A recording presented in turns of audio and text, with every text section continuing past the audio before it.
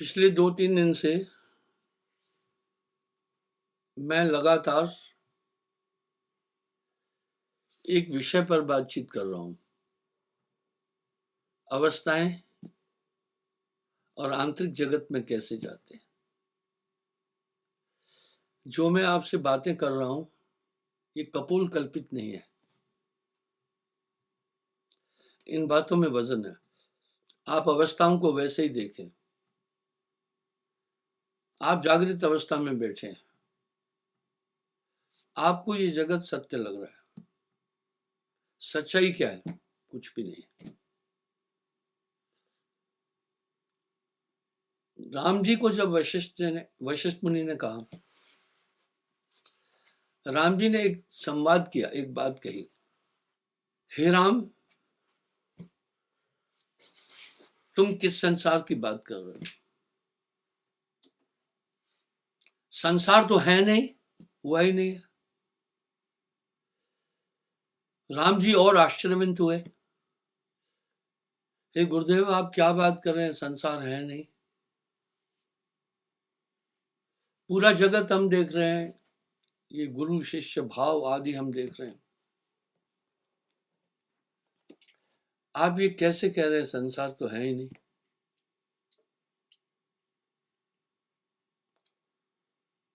बोला, हे राम, ये संसार तुम्हारे चित्त की कल्पना है। सिर्फ चित्त का निरोध करो, संसार का अस्तित्व खत्म हो जाता है। एक सटीक प्रमाण दे रहा हूं। जब इंसान का कहीं ऑपरेशन करना होता है बेहोशी में,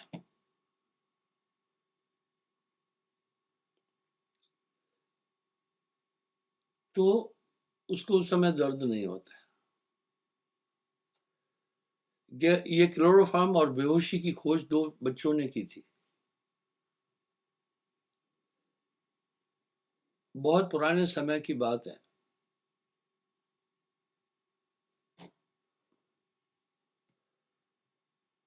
एक आदमी को सांप ने काटा। जहर चढ़ा था, टांग काटना जरूरी था।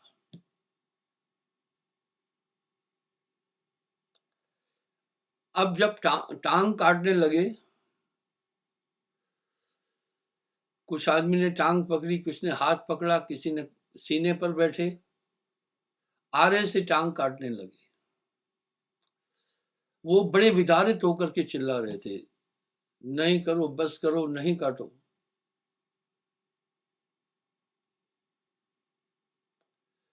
कभी कभी आप देखते हैं कुछ लोग अस्वस्थ हो जाते, शुगर के पेशेंट हैं,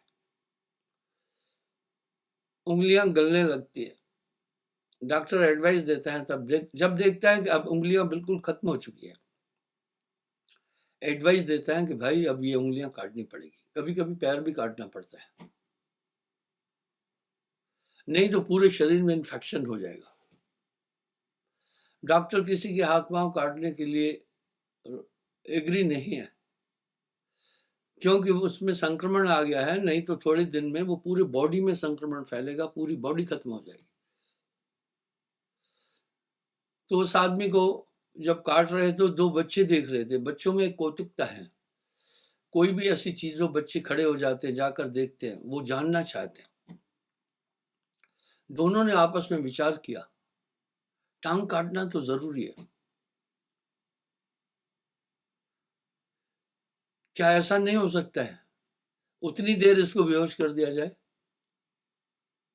जिससे ये विदारित पीड़ा को सहले। दोनों बच्चों में लगन थी। उन्होंने ऐसा साधन ढूंढना शुरू किया जो आदमी को बेहोश करे और थोड़ी देर में फिर होश में आए। कुछ साल लगे रहे, उनकी खोज चलती रही और ये कामयाब भी हुए बेहोशी की दवा में। लेकिन जब एक ने सूंघ कर देखना चाहा कितनी देर रहते, ओवरडोज था, वो फिर होश में ही नहीं आया। यही बात आज भी होती है। कुछ लोगों को डॉक्टर ऑपरेशन करता है, बेहोश करता है, फिर होश में नहीं आते। डॉक्टर बताता नहीं है क्या है, वो होश में नहीं आते। कुछ कुछ 2 दिन बाद होश में आते। इस तरह वो लड़का पूरा हो गया। दूसरे भाई ने सोचा, ओ मेरा भाई ये डोज ज्यादा था, कैसे इसको डिस्ट्रीब्यूट करें, कम करें। वो कम कम करके थोड़ा सूंघने लगा। इससे उसको अनुभव हुआ कि कितनी देर, कितना डोज लेने से कितनी देर आदमी बेहोश रहता है। आगे चल करके वो सक्सेस हुआ। आगे चल करके नई नई पद्धतियां शुरू हुई। जैसे पहले कॉमर्शियल फ्लाइट जो थी 1908 में चली है, राइट ब्रदर्स ने बनाया। आज भी उनकी थ्योरी चलती है, पर आज वैज्ञानिकों ने अंतरिक्ष यान बना दिए। थ्योरी तो राइट ब्रदर्स की चल रही है।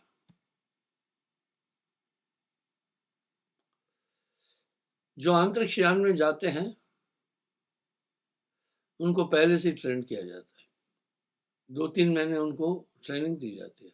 तो इस तरह कुछ लोगों को जब बेहोश करते हैं, होश में आ जाते हैं। बाई चांस होश में नहीं आए तो जानते हो फिर क्या करते हैं? उसको एक दूसरी इंजेक्शन देते हैं।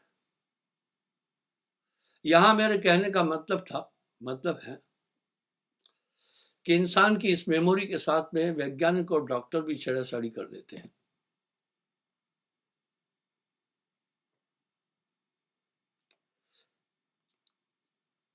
कृत्रिम तरीके से आदमी को बेहोश किया जाता है, पूरी बॉडी को सीज करते हैं, इसलिए वो सुख और दुख का अनुभव नहीं करता है। मैं तो कह रहा हूं ये पद्धति पुरानी है। हमारे ऋषि मुनि पूरे शरीर को सीज कर देते। मैं उदाहरण देता हूं। एक आदमी मेरे पास आया, मुझे कहा, मैंने सुना है कि आप शरीर को बिल्कुल भी सीज करके बाहर निकल जाते। मैं कहा पद्धति है, ऐसा उल्लेख शास्त्रों में भी है, नई बात नहीं है। बोला ठीक है, फिर मैं ऐसा करूंगा, जब ध्यान में बैठोगे आप, मैं सुई मारूंगा।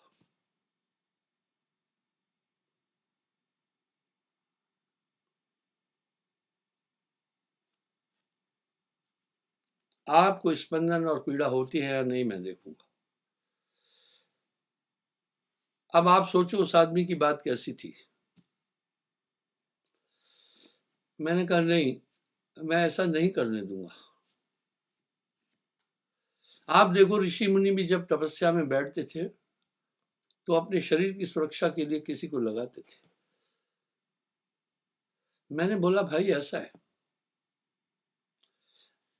मुझे उस समय जब मैं शून्यावस्था में जाऊंगा सुई का पता नहीं चलेगा, लेकिन जब बाद में मैं वापस आऊंगा तो वो सुई का दर्द बॉडी में, स्नायु मंडल में मुझे होगा। और आप जाकर लोगों को कहेंगे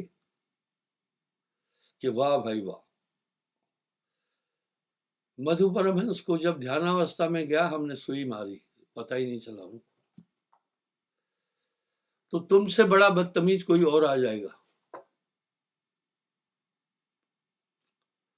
वो सुआ जो रजाई सीने वाला है ना, वो मेरे शरीर में घुसेड़ेगा, चेक करेगा ना कि सही है या नहीं।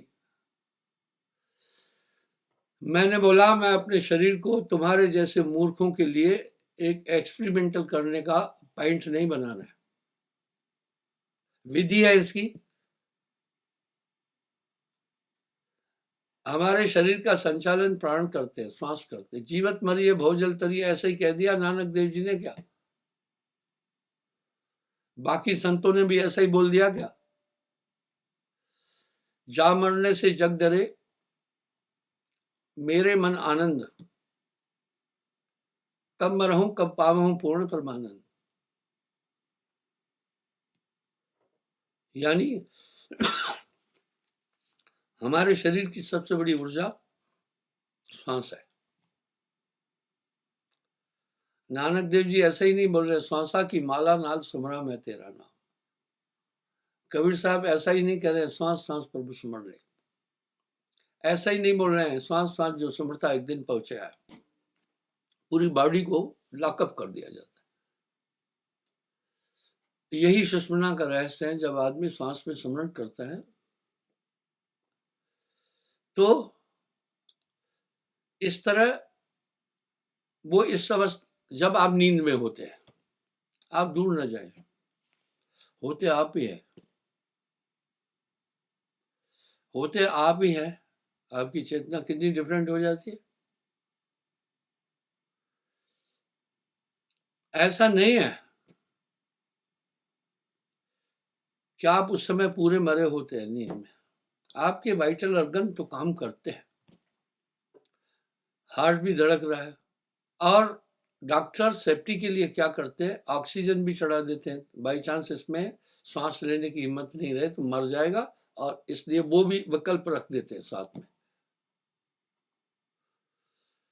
आप होते नींद में, वो आप ही है। एक अलग संसार देखते हैं, अलग संसार बस्तूर आपको बदस्तूर सत्य महसूस होता है। आप सोचें, मैं अपनी बात को प्रमाणित कर रहा हूं, आप सोचें, वो आप ही है। क्या आप उस समय के सभी दृश्यों को, सभी चीजों को सत्य महसूस करते हैं? फिर वो आप ही है। जागने के बाद उन सबको मिथ्या बोलते हैं। आप सुसुप्ति में पहुंच जाते हैं। कैसा कौतुक है, जब आप नींद में जाते हैं आपके वाइटल ऑर्गन तो काम कर रहे हैं ना, श्वास भी ले रहे हैं आप, आपका हार्ट भी काम कर रहा है। आप उस समय मर नहीं गए हैं, जीवित है ना। पर कैसी अवस्था आ गई, आप ऐसी अवस्था में पहुंच गए, जो कुछ उस समय दिख रहा है उसको आप सच मान रहे हैं, आप ही है वो। आप फिर चेतन अवस्था में आते हैं, ये कोशिकाएं चेंज हो जाती है।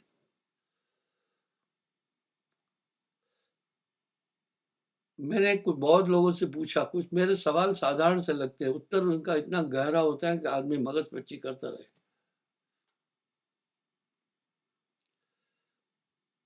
इंसान सोता क्यों है? तो कहते थक जाता है। हाँ, थक जाता है। क्या थक जाता है? हमारा स्थूल स्नायु मंडल थक जाता है। कैसे थकता है? जैसे एक धावक बहुत दौड़ रहा है तो टांगे नहीं थक गई, एक तैर रहा है तो थक नहीं गया, एक कोई आदमी दिन भर कोई काम कर रहा है तो थक नहीं गया। एक स्थूल स्नायु मंडल हमारा थक जाता है। अब ऑटो में से क्या है पता है? रात को बुलाना नहीं है, रात तो है ही है। सूर्यास्त हो जाता है, रात है, रात तो है ही है। इसी तरह ये स्नायु मंडल काम करना कम कर देता है, बंद नहीं करता है, रेस्ट में होता है। और ऐसा हो जाता है जैसे आदमी थक गया है तो बैठ जाता है, पर बैठने में भी शक्ति लगी। ज्यादा थक गया तो फिर लेट जाता है। अब लेट क्यों गया? आपने नहीं सुना लोग कह रहे हैं भैया खड़े खड़े थक गए, इसका मतलब खड़े थक गए। कुछ ये नहीं कहते भैया बैठे बैठे हम थक गए। और कुछ लेटे लेटे नहीं थकते हैं क्या? लेटे लेटे भी थक गए। इसी तरह ये स्थूल स्नायु मंडल थक जाता है, ये कहता है हम काम नहीं करेंगे। और जब ये स्थूल स्नायुमंडल थक जाता है तो आदमी की आपकी चलेगी नहीं। फिर कैसे नहीं चलेगी? गाड़ी चलाने वाला ड्राइवर भी जब नींद आ जाती है, बॉडी थक जाती है, गाड़ी चलाते चलाते भी सोता है, आगे चाहे मौत आ जाए। हाँ, तुम जान रहे हो कि जब तुम गाड़ी चला रहे हो और सोओगे तो मौत है या नहीं है सामने। इसी तरह नींद में आपका ये स्नायु मंडल खत्म नहीं हो जाता है। होता क्या है, आपको कोई मच्छर काटे तो सोए सोए भी यूं नहीं करते हो। यानी आपकी body complete out of control नहीं है। अरे भाई, नींद में मच्छर काटे, खटमल काटे तो आदमी प्रक्रिया नहीं कर रहा है, यूं भगा नहीं रहा है। या मक्खी नाक में घुस रही तो आप भगा नहीं रहे हैं क्या? क्या हुआ, हमारा ये स्नायु मंडल बिल्कुल खत्म नहीं हुआ। जो जागृत में काम कर रहा है, हमारे शरीर की कोशिकाएं बिल्कुल खत्म नहीं हुई है, रेस्ट में चली गई। अब क्या होता है, फिर आदमी जागता क्यों है? मैं उदाहरण देता हूं। कुछ कुंभकर्णीय नींद सोते, बहुत सोते हैं, घर के लोग भी परेशान हो जाते हैं, वो सोता ही रहता है। लेकिन वो क्या जगते नहीं है? वो भी जग जाते हैं। क्यों जगे वो बताता हूं। उनका स्नायु मंडल बहुत थका था, इसलिए लंबी नींद ले रहे हैं, भागा दौड़ी कर रहे हैं, खेल कूद कर रहे हैं। बच्चे भी यही करते हैं, लंबी थकान थी। अब वो स्नायु मंडल सो गया, लेकिन जागता है वो भी फिर। क्यों? जो नींद में सपना दिखाने वाली कोशिकाएं थी, वो एक्टिव थी उस समय, वो भी थक जाती है। रात भर आपको सपने फपने दिखा करके नींद में पूरा वो भी थक जाती है, कहती है अपन काम नहीं करते अभी। तो कभी कभी आदमी फिर क्या हो जाता है, सुसुप्ति में चला जाता है, गहरी नींद में। वहां कम आदमी जाता है, फिर वापस जाग जाता है। जागा क्यों? अब सवाल उठा। आप कहेंगे कैसी बात कर रहे हैं, नींद पूरी हो गई जाके। नींद पूरी क्या हुई, जागा क्यों, वो सुनो। अभी जब आप जाग रहे हैं, आपको सपना दिखाने वाली नाड़ियां जो थी, कोशिकाएं थी, वो सोई हुई है अभी। पर वो सो करके थक जाती है।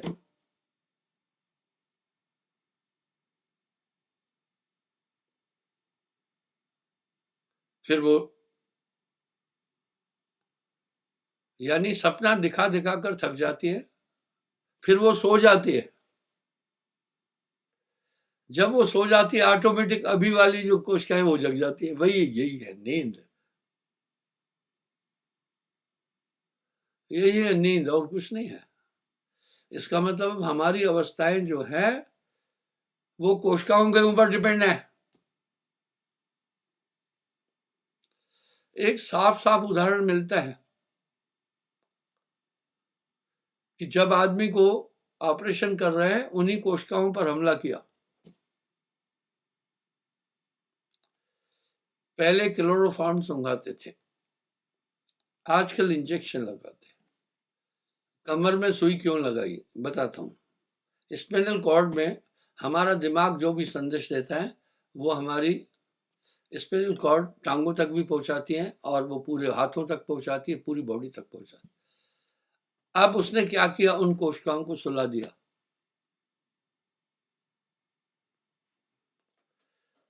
ऑपरेशन के बाद आप खुद जाग गए। वजह, वो डोज इतना था कि आपको 2 घंटे के लिए, डॉक्टरों को पता है कि कितना इसमें हम वो लिक्विड डालें, वो दवा डालें जिससे 3 घंटे बेहोश रहे। उन पढ़े ही यही है, वो इसी पर तो रिसर्च कर रहे हैं ना।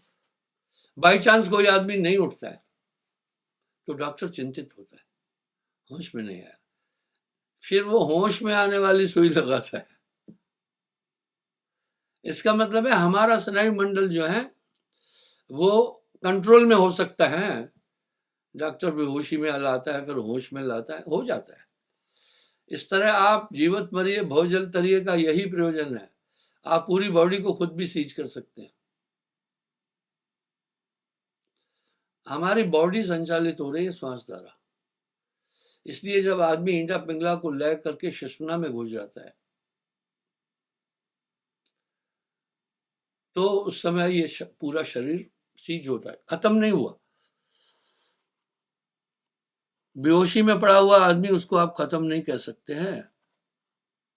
डॉक्टर फिर चेक करते हैं कि इसके ऊपर से ऑक्सीजन हटाएं, तब भी सांस ले रहा है नहीं।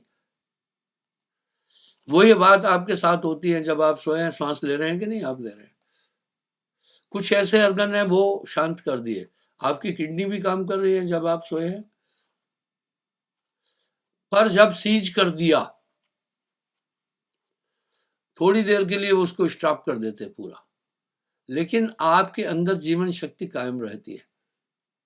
फिर मुझसे एक आदमी ने पूछा, गुरुजी जब हम तुरीयावस्था में चले जाते हैं तो कभी हो सकता है शरीर में वापस नहीं आए। देखा जीवन का कितना मोह है। मैंने कहा वापस नहीं आए तो इससे अच्छा और क्या हो सकता है। वो और चौंक गया। मैंने कहा अगर वापस नहीं आए, ध्यानावस्था में चले गए, तो इससे अच्छा और क्या है। क्या आप जीवित में समाधि लेकर अपने गंतव्य तक पहुंचे? इससे अच्छा कुछ भी नहीं है। तो आप अपने फोन में भी देखते हैं, आपने किसी को कॉल किया, बातचीत हो रही है, आप उसको कहते हैं भैया होल्ड में रखना, अभी मैं थोड़ी देर में फिर आपसे बात करता हूं।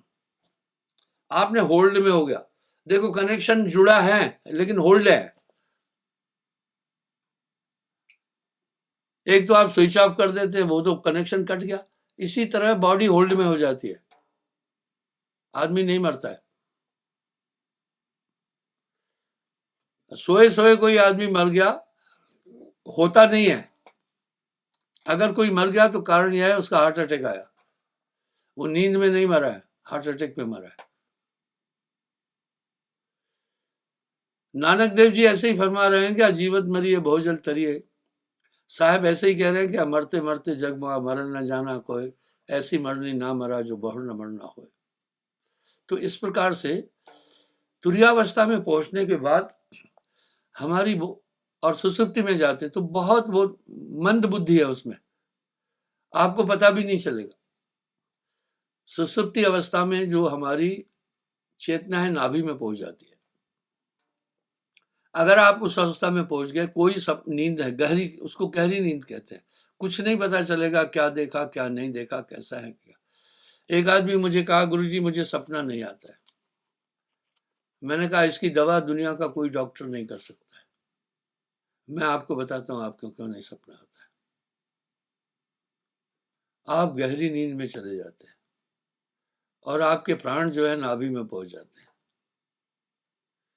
इसलिए वो अवस्था सुसुप्ति कहलाती है, बड़ी कुंद अवस्था है। इसमें आदमी कभी कभी जाता है, सब जाते हैं। इसका उदाहरण देता हूं, क्या उठने के बाद आपको पता नहीं चलेगा आप कहाँ हैं, और बैठे बैठे सोचते रहेंगे क्योंकि अवस्था बहुत डाउन चली गई थी। वैसा ही हाल होगा आपका। शराब पीने वाले का नशा तो उतर जाता है सुबह, पर नशा नहीं उतरा, हैंगओवर है उस पर। हैंगओवर का मतलब है नशे की खुमारी उस पर अभी भी है। पूरी बॉडी प्रॉपर काम नहीं कर रही, जाग तो गया है लेकिन प्रॉपर काम नहीं कर रही है, ये हैंगओवर। वैसा ही जिनको दौरे की बीमारी है, हाई शिवरिंग होती है, बेहोश बेसुध हो जाते हैं। थोड़ी देर बाद जब शिवरिंग खत्म हो जाती है वो बैठ जाता है। हम सोचते हैं अब ठीक हो गया, नहीं हुआ है, वो नहीं हुआ ठीक। 15 दिन तक ठीक नहीं होगा। अब वो उठ करके लोगों को देखता है, जगह को देखता है, क्या हुआ? 5 मिनट का दौर आया, वो भूल ही गया कहाँ हूं, मैं कौन हूं ये भी भूल गया। ब्रेन की कोशिकाओं ने हाई शिवरिंग किया। आपको कभी झटका लगता है दिमाग में तो देखो कैसा लगता है, हाई शिवरिंग हुई, वो भूल गया। अब वो बैठा तो है, अब वो सोच रहा है कहाँ हूं, लोगों को पहचानने की कोशिश कर रहा है, होश में आया पर हैंगओवर है उसके पास दौरे का असर है। इसी तरह जब आदमी सुसुप्ति अवस्था में चला जाता है, नींद से उठने के बाद गुमसुम रहेगा।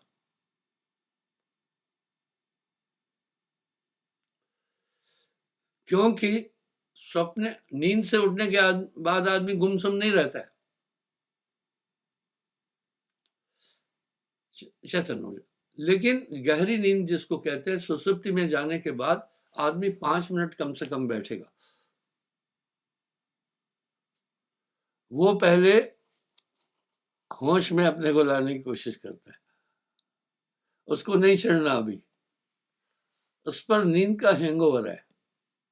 आपको मैं एक जरूरी बात बता रहा हूं, आप बच्चों को नींद से कभी मत जगाना,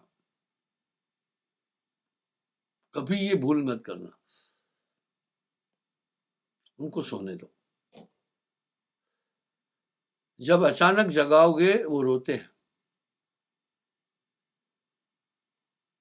ये एक छोटी गुड़िया आगे बैठी है, विग लगाए, वो लगाए हुए माथे पर सफेद रंग की, ये हंस रही है, शायद ये भी गहरा सोती होगी। तो और दूसरा, किसी को भी, सिर्फ बच्चों को नहीं, आप नींद से किसी को भी नहीं जगाओ, गलत है। लेकिन कुछ कुंभकर्णीय नींद करते हैं, सोते रहते हैं, वो उनके बस की बात नहीं है। जो लंबी नींद सोते हैं, आप उनको इसके लिए परेशान मत करो। उनकी नींद आने वाली कोशिकाएं बड़ी स्ट्रांग है, उनके बस की बात नहीं है, इसलिए लपेटे में ले लेती है। लेकिन जागृत अवस्था में काम करने वाली कोशिकाएं उतनी स्ट्रांग नहीं है, इसलिए वो उनका अच्छा दन कर देती है। आप उसकी बेइज्जती करोगे, कोई फायदा नहीं है, मजबूर है वो। तो और दूसरा, किसी को अचानक नहीं जगाना। उठो, वो चौंक जाता है, झल्ला जाता है, परेशान हो जाता है, क्योंकि एक अवस्था से निकलकर सडनली वो एक ऐसा एक्शन हुआ कि दूसरी अवस्था में दोनों कोशिकाएं आपस में इंटैक्ट हो जाती है। अगर आपको किसी को जरूरी उठाना है तो हल्के से पहले पैर दबा दो, हल्के से,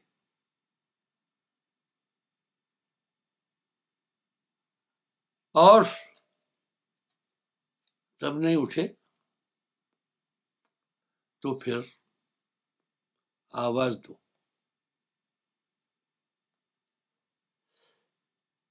फिर भी नहीं उठे तो झकझोरो। लेकिन अगर कुंभकर्णीय नींद सो रहा है, फिर आपके बस की बात नहीं उसको जगाना। कुंभकर्ण को जगाने के लिए अचानक जब जगाना होता था तो एक टीम होती थी, उसका कान बड़ा विशाल था कुंभकर्ण, उसके कान में खड़ा होकर आदमी ढोल कूदता था, और उसके जिस्म पर हाथियां उसको रौंदती थी,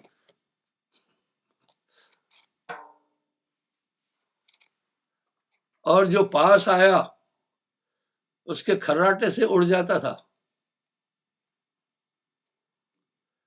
ये रामायण में है, उसके खर्राटे से उड़ जाता था,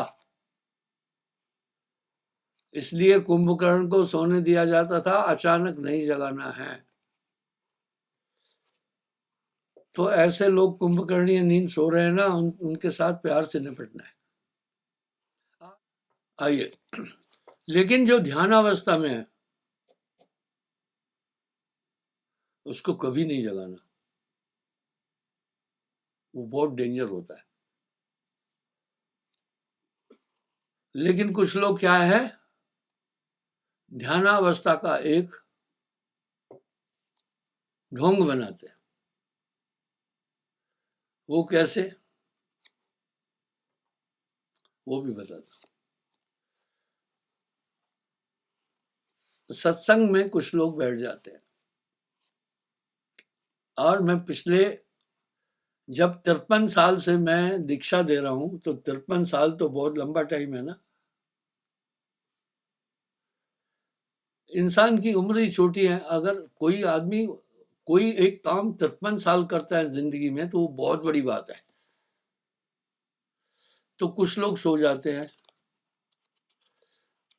पड़ोस वाले को इशारा करता है उसको जगा, वो उसको जगाता है, या तो ठूठा मारता है या कोने मारता है, गुरुजी बोल रहे जगो। वो उसको क्या कहता है, मैं ध्यान से सुन रहा हूँ सत्संग। ओ तू कौन सा ध्यान से सुन रहा है, तेरा मुंह यूं खुला है। ध्यान अवस्था में आने वाले का मुंह ऐसा नहीं खुला होगा। तेरी बॉडी लैंग्वेज बता रही है तू सो रहा है, लेकिन वो क्या कह रहा है, तुझे नहीं पता मैं ध्यान से सुन रहा हूं। सुनिए, जब भी आप सत्संग में बैठे, चैतन बैठे, कुछ बातें जबान बोलती है, जो जबान नहीं बोल पाती है उसको आंखें बोल, बॉडी लैंग्वेज से बोलता है। जैसे किसी को कहो भाई कि भाई सिंगाराराम कहाँ है, तो आप यूं नहीं करते। अब इस इशारे का क्या मतलब है, पता नहीं है। जब आपको किसी बात का पता नहीं है तो यूं नहीं करते। इसका मतलब है कुछ बॉडी लैंग्वेज से भी सीखा जाता है, कुछ आंखों से सीखा जाता है। जब तू सोया हुआ है तो क्या सीख रहे है तू, तेरा मुंह भी खुला है, तू सो रहा है, सीधा स्वीकार कर नींद आ गई, झूठ मत बोल। कह रहा है मैं ध्यान में बैठ सत्संग सुन रहा हूं, ये तरीका नहीं है। तो इस तरह से जब सुषुम्ना में आदमी जाता है, चौथी अवस्था में पहुंच जाता है, वो अवस्था बड़ी लाजवाब है। वो चौथी अवस्था में पहुंच जाता है, उसमें ये दोनों तीनों किस्म की कोशिकाएं सीज हो जाती है। तो उसकी वो कोशिकाएं जागती हैं जैसे आप अभी जाग रहे हैं। ये कोशिकाएं कच्ची है, ये थक जाती है, आप सो जाते हैं, फिर नींद वाली कोशिकाएं उठती है, वो भी थक जाती है कभी, तो आप फिर गहरी नींद में चले जाते हैं। लेकिन जो तुरीयावस्था में जाने वाली कोशिकाएं हैं, ये खोली जाएगी, खुद नहीं चलती है, ये खोली जाती है। जब ये खुलती है तो आदमी की चेतना अभी से 1000 गुना ज्यादा बढ़ जाती है। सोचे, 1000 गुना ज्यादा आदमी की चेतना बढ़ जाती है, और उसमें पहुंचकर कहता है अहम ब्रह्मस्मि, मैं ही ब्रह्म हूं। इसलिए समाधि अवस्था में, ध्यान अवस्था में कभी भी किसी को जगाना नहीं है, चाहे कितना भी जरूरी है। पर ये ध्यान में है या सो रहा है, ये कैसे जाने? अरे जो सोया हुआ यूं नहीं है, तो आप नहीं जानते ये सोया हुआ है। बॉडी लैंग्वेज से हम जान जाएंगे कि ये आदमी ध्यान में है या सो रहा है। और कभी एक्टिविटी कैसा, कभी कभी आप किसी से बात करते हैं, उसका ध्यान कहीं चला जाता है। ध्यान तो दिखता नहीं है, लेकिन बॉडी लैंग्वेज से नहीं जानते हैं कि आदमी यहाँ हाजिर नहीं है, तो आप उसको नहीं कहते ओ भैया कहाँ है तुम्हारा ध्यान। इन्होंने एक बात ठीक कही, एक्टिविटी से, बॉडी लैंग्वेज से हम ये जान जाते हैं ये सो रहा है। इसी तरह कोई छप मारकर नकली सो रहा है, आप वो भी जान जाते हैं। मेरे पास एक लड़की आई, एक माँ आई लड़की को लेकर, मेरे पास बड़े ड्रामे होते हैं। बोला ये बेहोश हो जाती है। जब से इसकी कड़माई हुई है ये बेहोश हो जाती है। अब आपके पास आई है, ये भी बेहोश हो गई है। जब मैं उसकी तरफ देखा, बेहोशी में हमारी पलकें अलग किस्म की हो जाती है, और जब हम नकली अगर ये करें तो अलग हो जाती है। मैं कुछ और नहीं किया, लड़की थी, पानी थोड़ा लेकर के मुंह पर छींटा मार, यूं किया। मैं कहा ये होश में है, खड़ा करो इसे। जब खड़ा किया दो लड़कियों ने तो ऐसे गिर, मैं कहा छोड़ दो, नहीं गिरेगी ये।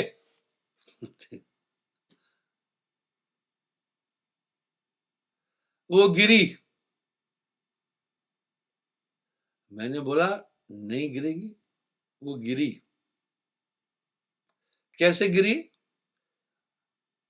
बेहोशी में आदमी गिरेगा, मुंह के बल गिरता है, ठीक है, वो हिसाब से गिरी, धीरे से यूं। मैं कहा वाह देवी, तेरी एक्टिंग मैं समझूंगा, बाकी कोई नहीं समझ पाएगा। उसकी मां को मैंने साइड किया, मैंने कहा सही बताओ, तू ड्रामा कर रही है। अब मुझसे नजर नहीं मिला रही थी। जब से कड़माई हुई तुझे दौरे क्यों आना शुरू हो गए? दरअसल वो शादी कहीं और करना चाह रही थी, माई बाप कहीं और करना चाहते थे, वो ड्रामा कर रही थी, ठीक है। इस तरह मेरे कहने का ये मतलब है, जब सुषुम्ना में इंसान पहुंचता है तो उसके अंदर स्ट्रेंथ अलग हो जाती है। आप जब नींद में हैं तो आपकी बॉडी की स्ट्रेंथ कम हो जाती है, आप जागृत में अलग हैं, आप थक गए अलग है।